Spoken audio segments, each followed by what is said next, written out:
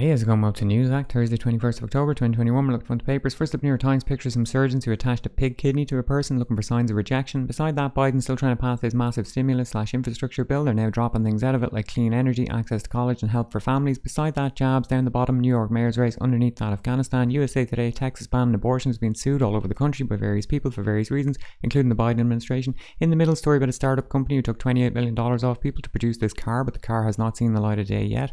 Over on the right, jabs, Wall Street Journal, Syria, rare we see this in the news anymore. The government have been bombing the last rebel-held province. There was also a drone attack on a US airbase yesterday. Underneath that, PayPal pursues Pinterest deal. Hopefully they buy it and shut it down. National Post from Canada, inflation. Grandma from Cuba, today's quote from Fidel says, "The revolution means precisely more culture and more art." Yes, it does. Thank you, Fidel.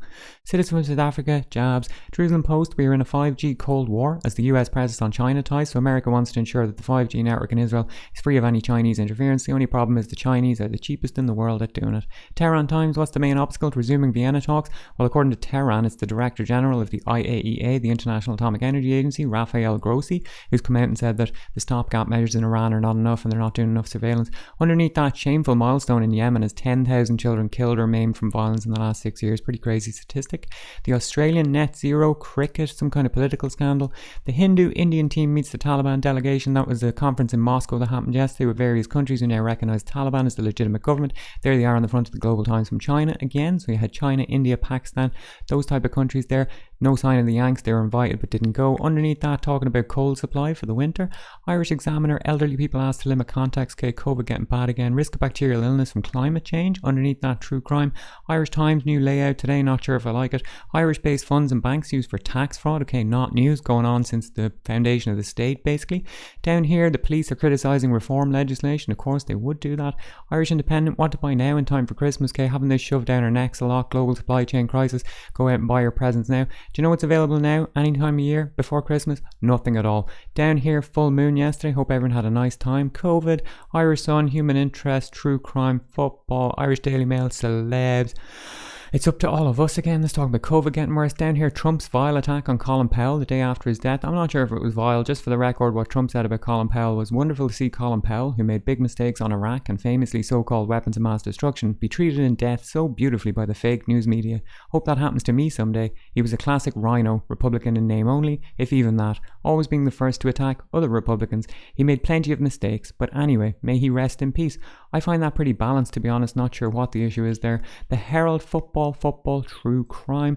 Belfast Telegraph, no stand-in for the Queen there. She is wearer of the crown, defender of the faith. She was supposed to be in Northern Ireland today to mark 100 years of the partition in Northern Ireland, go to a little mass service with a bunch of other people, but apparently her doctor came out and said she can't make it. To be honest, I think this story is complete poppycock. I have a feeling that there was probably a security issue in Northern Ireland. They didn't think it was safe for her to go, so they came out with this story instead. Beside that story about Nigel Farage, who you can pay him online to say little messages for your birthday on a website called Fiverr. A couple of weeks ago he said up the ra, and now he's been pranked into saying Chucky our law, which of course means our day will come, famous slogan of the IRA. So thanks for that, Nigel. Picture of a woman with a dog. Gas prices line go up.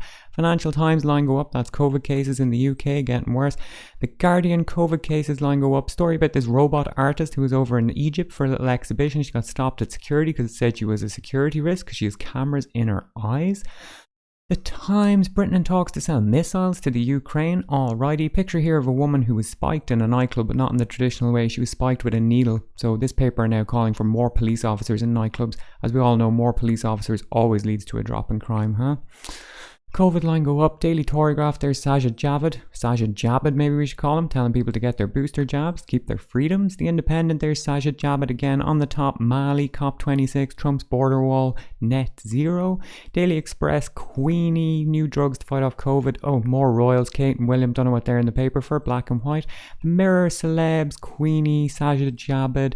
Daily Mail, Queenie, are we asking too much of our Queen? I mean, do we ask anything of her? Does anyone ask her to do anything? I think she just goes and does it. COVID, iNewspaper, Sajid Javid again. Metro, Queenie, call to arms, there's Sajid Javid again. Star, Queenie, football, celeb shite.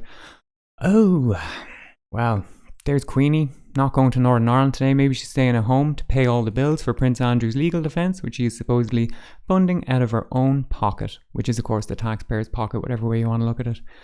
Anyway, Julian Assange is still in jail in the maximum security Belmarsh prison without fair trial or due process. If you want to stay off corporate or state media for the day, just click the link in the description. Alright, thanks, good luck.